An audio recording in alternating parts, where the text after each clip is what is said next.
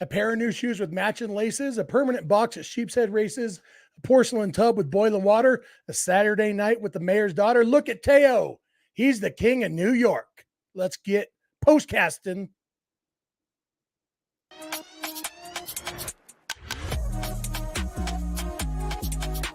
You are Locked On Dodgers Postcast, part of Locked On Sports Los Angeles on the Locked On Podcast Network. Your team every day. Hey, Dodger fans, welcome to the Locked On Dodgers Postcast here on Locked On Sports Los Angeles.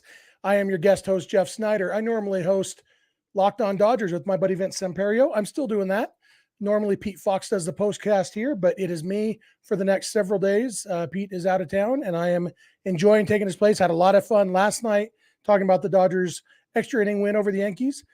It's going to be fun again tonight because the Dodgers had an even bigger win. So thank you all for being here with us. Whether you're live with us, listen to it later, watching it later, we appreciate all of you. Going to have a lot of fun talking Dodgers. The big story of this game is Teoscar Hernandez, 2 home runs, including a grand slam, 6 RBIs, just a dominant performance. Teoscar beat the Yankees, and with him driving in the only 2 runs for the Dodgers last night, you can make a pretty darn good case that Teoscar has single-handedly beat the Yankees in 2 games. The difference in this game was that he got a lot of help, even though he drove in, 6 of the 11 runs. The fact is every starter had at least 1 hit. Everybody got in on the action, and they drove in 5 runs that weren't driven in by Teoscar, only allowed 3 runs, 2 of those on solo homers from Aaron Judge. And so, Aaron Judge is on my son's fantasy team. So sure, you could have 2 homers as long as the Dodgers score 11 runs. We will take it. Last time the Dodgers scored 11 runs, they gave up 7 because of poor defense. This time the defense was solid. Everything about this game was solid. We're going to have a ton to talk about. This first segment, though, has to be about Teo, because, he was the story. And there's plenty more to talk about. The pitching was really, really good, especially Gavin Stone and Alex Vesia. So big stuff to talk about there. But first, we're talking about Teo. Teo spent 6 years with the Blue Jays, and so he understands. He's played a lot at Yankee Stadium. He isn't intimidated by that atmosphere, obviously. I thought it was kind of interesting, both yesterday after the game on Apple TV and tonight after the game on Fox, when he's being interviewed by the national broadcasts. He was asked about his celebration both times. Last night, I think it was Heidi Watney maybe, asked him about his Freddie dance on second base and how it was more exuberant than usual. And tonight, Ken Rosenthal asked him about his home run trot and the celebration there. Not quite that they're asking him to apologize for it, but like I've been glad that he hasn't felt the need to apologize for it. Last night he said, "Yeah, I don't usually get into the Freddie dance that much," but tonight he just told Ken Rosenthal there was a lot going on. I had to let it out, and that's good, because I am 1,000 times in favor of players celebrating their own success. I even, I'm old. Look at me. I'm old. I'm old school in some ways. And there's a line that I do draw. But for me, as long as you are celebrating your success and not the other guy's failure, I'm pretty much cool with anything. And that's why, if somebody hits a home run and then points at the pitcher or jaws at the pitcher, yeah, I don't like that. But just celebrating your own success, celebrating with your team, awesome. I loved it. I love to see that emotion. Teoscar has maybe the best smile in baseball, and we got to see that huge here. It was, so much fun. I'm just going to scroll through these comments a little bit, just see if I'm, a lot of people excited about Teoscar, obviously. Teoscar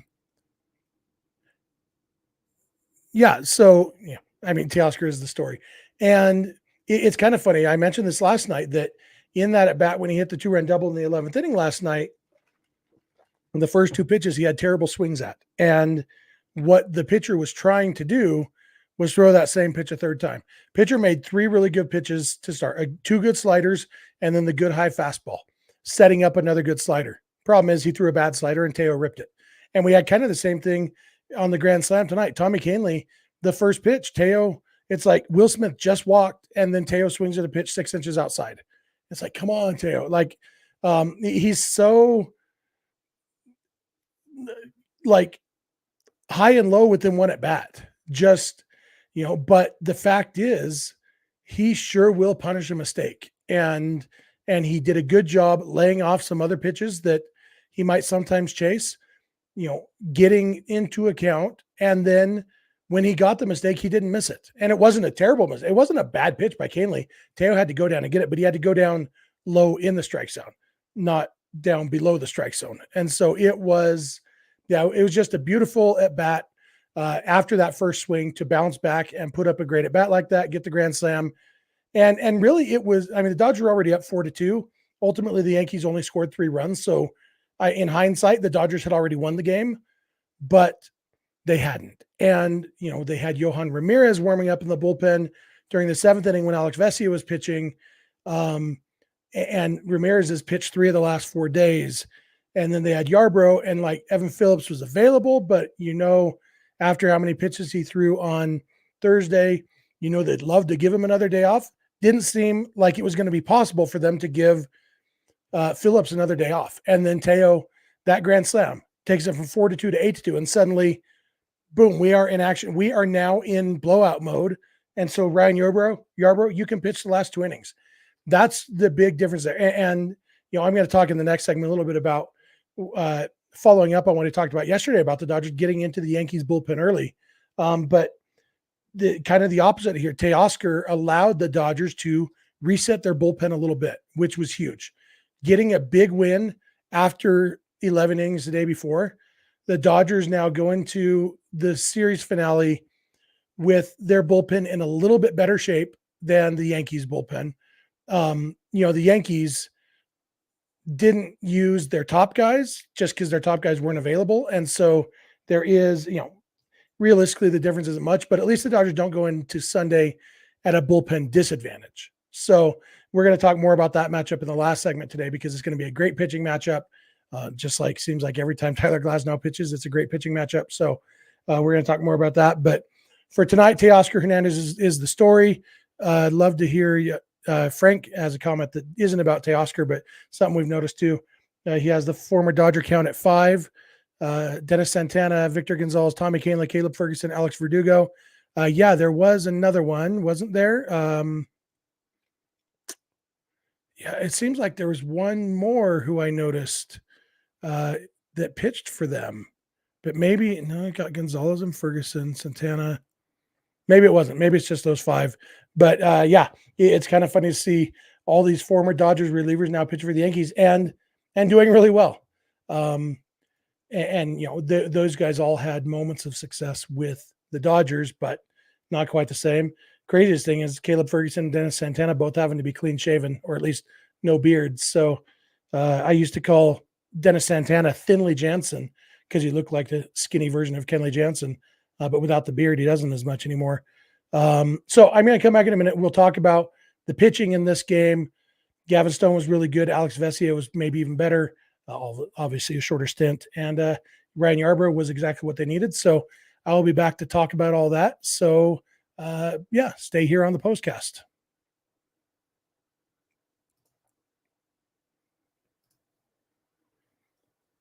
This episode is brought to you by, I had the overlay. Where is it? This episode is brought to you by Policygenius. Do you have people counting on you financially? If so, you know that life insurance is super important to protect your loved ones in case something were to happen to you. But finding the right life insurance policy can be time-consuming and overwhelming, and that's where Policygenius comes in. Policygenius is the country's leading online insurance marketplace and saves you time and money so you can provide your family a financial safety net starting today. Policygenius helps you compare your options from top companies, and their team of licensed experts is on hand to help talk you through it. Back when I got my first life insurance policy, as I've told you guys, it was because my wife's cousin showed up on our doorstep, pretending he just wanted to visit us and then pressuring us into buying a policy from him. Years later, we got wise and we got help from an actual expert and got a much better policy that met our needs better. And I wish Policygenius had been around back then because it could have saved me a lot of time and money on that process. So if you don't have life insurance, it's time to get some. And if you do, it's still worth checking to make sure you have the right coverage. So check life insurance off your to-do list in no time with Policygenius. head to policygenius.com/lockedonmlb or click the link in the description to get your free life insurance quotes and see how much you could save. That's policygenius.com/lockedonmlb.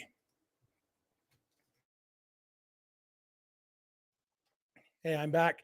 Thanks again for being with me. Reminder again, I am Jeff Snyder. I'm filling in for Pete Fox here on the Postcast, having a lot of fun doing it. I will be with you again tomorrow, and then for all 3 games of the Rangers series.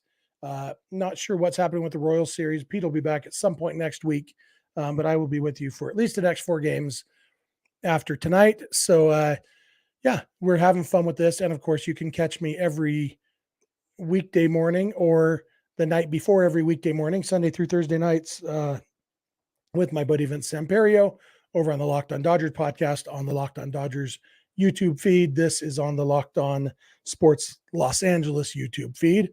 A lot of YouTube feeds. Both podcasts, the podcast and the postcast, go into the same podcast feed, which you can get by subscribing wherever you get podcasts. So subscribe to all those things and be with us as much as you possibly can. We love talking Dodgers with you guys. So pitching today, Gavin Stone got into a little bit of trouble early in the game. He allowed, I think, hits to the first 2 batters each of the first 2 innings. He got out of it in the first inning, got Aaron Judge to hit a lazy fly out and got pop outs. And, I forget the exact sequence, but I know he got out of it without allowing any runs in the first inning. Second inning didn't have that same luck because the second hit made it first and third, and then the run scored on what looked like a double play until it was overturned on replay. So it was just a fielder's choice, scored that run. And ultimately, then he settled in. Other than the one bad pitch to Aaron Judge that Judge hit the homer on, after the second inning, Stone was really, really good.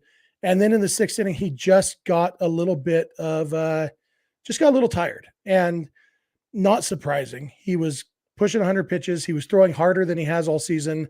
We've seen that against the Dodgers a lot this year. Pitchers throwing their hardest pitches of the season. We're seeing it on the other side this weekend in New York. Yankee Stadium will do that to you, pitching in this atmosphere. And so I think Stone just ran out of gas. He got 2 outs in the 6th inning and then gave up 2 hits and a walk to load the bases. And, but all in all, and I said yesterday that we would have been happy if Yoshinobu Yamamoto had given us 6 innings and 2 runs allowed. We were thrilled with 7 scoreless innings.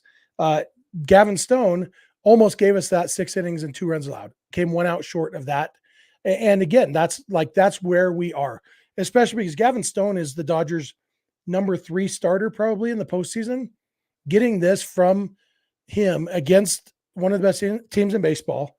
And yes, the Juan Soto factor, we have to acknowledge. Juan Soto wasn't in the game. He didn't play at all. Same with Yamamoto yesterday. Juan Soto didn't play. But Juan Soto is one man. Aaron Judge is one man. The fact is, yes, the Yankees are a better lineup with Juan Soto in the lineup. It's not like they're scrubs without Juan Soto. And so this was a very good game by Stone, and it was a really close game. It was 4-2 when Stone came out of the game. Alex Vesia comes in, and as Joe Davis is talking about, Alex Vesia has only allowed 1 run in his last 19 games, et cetera, et cetera. My brain is saying, yes, but remember what that 1 run was, Joe? Because I do. It was the grand slam he gave up to Jonathan India when he came in with the bases loaded after Ramirez had melted down. Vesia came in, gave up a grand slam to India. That's the 1 run. 3 of the runs counted to Yohan Ramirez. The 1 counted to Alex Vesia, Jonathan India's run. That was the 1 run. And so I'm thinking, oh, now he's coming in again with bases loaded. But he just got a lazy fly out, jammed Anthony Volpe with a slider, lazy fly out to left field to get out of that. And then Vesia comes back out for the 7th inning. And, ideally, the Dodgers would have had Stone get through 6 and then Vesia pitch the 7th. And so by Vesia coming back out for the 7th, he was able to kind of get them back on track for the pitching plan for the night.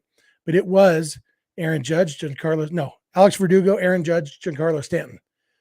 3 good hitters. And Vesia just ran through them. And especially the Aaron Judge at bat was spectacular. He got lucky on 1. He threw a pitch that should have been hit far, and Judge fouled it off. And Freddie Freeman almost made the catch. The ball must have hit the net up high. I don't know how. Freddie Freeman caught the ball. It must hit the net. That's what the umpire called anyway. But I was kind of glad because that meant Vesia got to then strike out Aaron Judge on a high fastball. Got 2 swings and misses in that at bat on high fastballs. Got lucky on when he tried to throw a high fastball that he didn't get up there. Lucky to get the ball back. But that, like, you get more confidence from striking out Aaron Judge than from getting Aaron Judge to pop out to the first baseman. I think. And so, and getting both, getting a weak pop up and a strikeout in the same at bat, boom, double bonus. And so that is going to give Vesia even more confidence in his high fastball. And Vesia has just turned it around so much this season, like mid-season. And it's not the first time we've seen him do this. He has been other times in his career he's been really bad and then just turned it around and become really good. A couple years ago, he went to the minors. He was like awful in the big leagues, went down to the minors, struck out like 15 of 18 batters or something, came back and was really, really good the rest of the way. He has been better this year than he's ever been at any point in his big league career. He's added that slider. He's got the changeup that's really good and the high fastball with the spin rate that my buddy Brandon Johnson mentioned to me on Twitter. John Smoltz was willing to credit everything except spin rate, and I told Brandon, maybe it's room for, or maybe it's an improvement that John Smoltz isn't talking about things he doesn't understand, like spin rate. Usually he just says whatever he wants. My son just texted me, cookie dough shake for me. Sorry, he's asking what I want from the shake place. And, this is what happens when you do live podcasts. You gotta, you gotta respond to text messages when they're asking if you want to shake. Today is my wife's birthday, and so we are celebrating tonight. And I figure I've already pulled myself away from her birthday to do the postcast. The least I could do is eat ice cream with her. It's such a sacrifice. I am a giver. I'm like the giving tree. Anyway, and then because Teoscar hit that grand slam, that meant that they didn't have, Yohan Ramirez was warming up in the 7th inning. I think that was just in case Vesia got into trouble, because once Vesia got out of that, Ramirez sat down and Ryan Yarbrough started warming up. And so the 8th inning was going to be Yarbrough's anyway. But once Teo hit the grand slam, it's like, okay, Yarbrough, you get the 8th and 9th. And he did. He gave up the one meaningless solo homer to Judge in the 9th inning, and that was it. And that's the kind of, having a guy like Yarbrough who can go a couple innings, the reason you have a long reliever is for blowouts, one way or the other. And you hope that more often than not, you are the team blowing out the other team. And so the fact that the Dodgers didn't have to use Evan Phillips, you have to think Daniel Hudson was available in an emergency tonight, didn't have to use him. So Phillips has now had 2 days off. Hudson and Trinan have each had a day off, which means they have their big 3. And they're going to need it. Mr. Seabad says that Mookie wants a cookie dough shake. All right. Yeah, I'll probably have to eat it for him, though. No, Frank, not Shake Shack. Closest Shake Shack here it's about 20 miles away from me. We don't have one close to where I live. In fact, I'd never had Shake Shack until December 2019. Family and I went to Washington, D.C. on a family vacation, and that's where I discovered Shake Shack. And then since then, we have driven the 20 miles to go there several times, but it's not a regular. We've got a place here in town. It's locally owned. It's called Taco Amigo. And it's, I'm not going to criticize the food because I'm actually really good friends with the owners. Let's just say their shakes are really, really good. And for a taco place, they have really good shakes. Really good shakes. So that's where I'm getting my shakes from, Taco Amigo in Pleasant Grove, Utah. So if you're ever in Pleasant Grove, check it out. If you're ever in Draper, you can go to Shake Shack. But like I said, that's about 20 miles from me. I'm going to come back in a minute. I'm going to talk a little bit about the Dodgers getting into the Yankees bullpen, the effect that had on the game, talk a little bit about tomorrow's game, and then maybe we will just respond to some of your comments here in the chat. So I will be back in a second. So stay locked on. All right. This episode is brought to you by PrizePicks. PrizePicks is America's #1 fantasy sports app with more than 3 million members. It's the easiest and most exciting way to get in on the action while you watch your favorite sports and players. You just pick more or less on 2 or more player stats and watch the winnings roll in. With PrizePicks, you could turn $10 into $1,000 in a single game watching your favorite sports this summer. You can make a PrizePicks lineup in as little as 60 seconds. You just need to pick more or less on 2 to 6 players' stat projections, and you're locked in. PrizePicks is the best way to get action on sports in more than 30 states across the country, including California, Texas, and Georgia. Quick withdrawals, easy gameplay, and an enormous selection of players and stat types are what make PrizePicks the #1 fantasy sports app. Download the PrizePicks app today and use code LOCKEDONMLB for a first deposit match up to $100. That's promo code LOCKEDONMLB in the PrizePicks app for a first deposit match up to $100. PrizePicks. Pick more, pick less. It's that easy. All right, I'm back. One last segment here on the postcast. Happy to be here with you guys again. I am Jeff Snyder, filling in for Pete Fox. If you are a regular and everydayer with Locked On Dodgers, you guys know me. And I've been with my buddy Vince, although I've been solo this last week because Vince is on vacation too. It's just me holding down the entire Locked On fort for the Dodgers. Vince should be back. I think he's coming back this weekend, so hopefully he and I will be together tomorrow night for Locked On Dodgers. I don't actually know that for sure. I should probably find that out sometime before tomorrow night. So I probably will. Yeah, let's talk about this, Roy. Pantone 294. Love them or hate them. Everybody, they're a polarizing group, but the fact is they get the fans out, and they had thousands of Dodger fans there. They sold themselves 2,000 tickets. Others who didn't get their tickets through Pantone, but were there, joined with them. They marched through the streets. Just like they did in San Diego when Padre fans use that as evidence. See, it's a rivalry. See, they're having a parade. No, we're walking to the game, dummies. And they walked to the game in New York too. Fun time.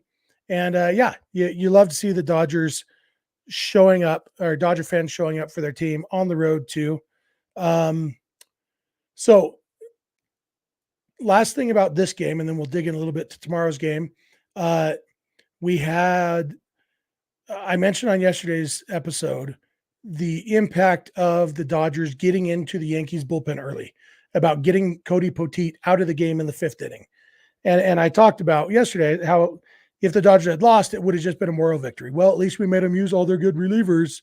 But because the Dodgers won in 11 innings, then it's like, boom, we won, and they had to use all their good relievers. And we saw that tonight because Tommy Kahnle would not have still been in that game after loading the bases to face Teoscar Hernandez, except that they were running low on relievers.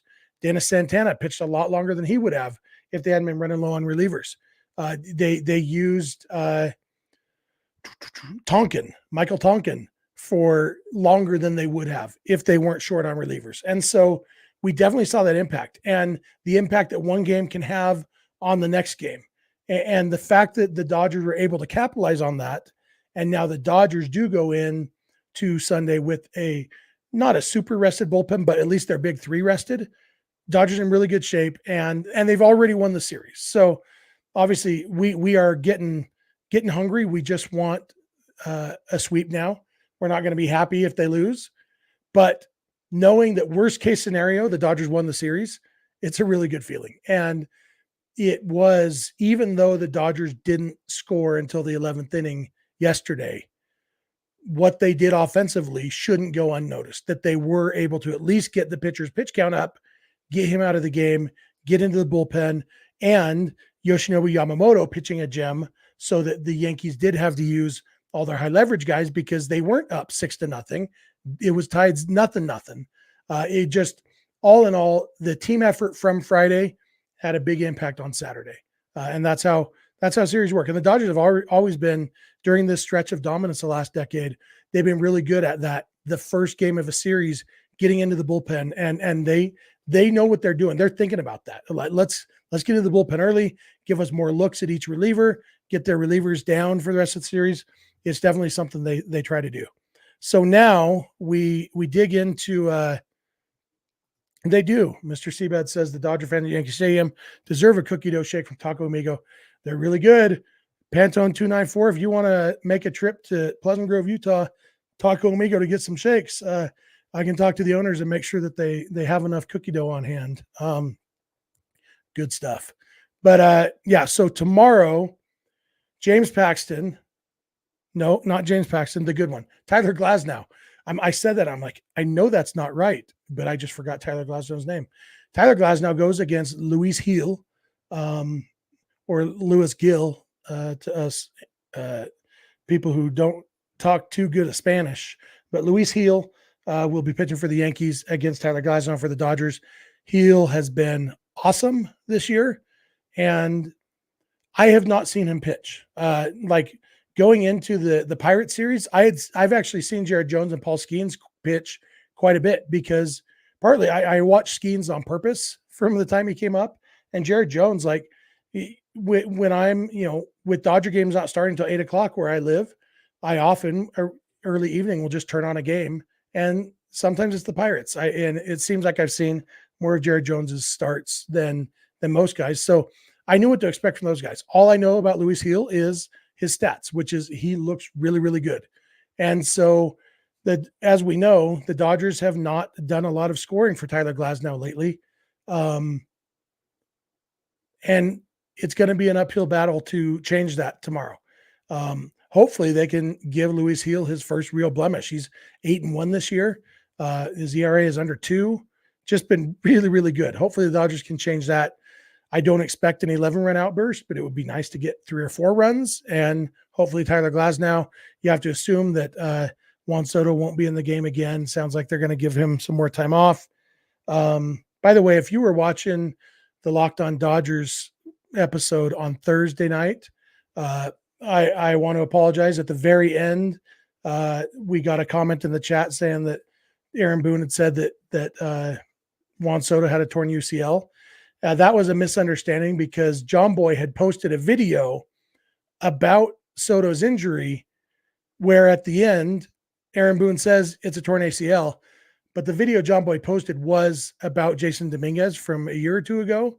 And John Boy was drawing a parallel between the words that Boone said about Soto and the words he said about Dominguez. That wasn't super clear from the tweet if you weren't following the whole thread. So that's why our listener got confused, thinking that Boone said that Soto had a torn UCL, but it was an old video. Anyway, so as far as we know, it's not a torn UCL. We don't know exactly the extent of it. We do know that he was definitely just a decoy on Friday night, because if he's still not playing on Saturday, he definitely wasn't going to pinch hit on Friday.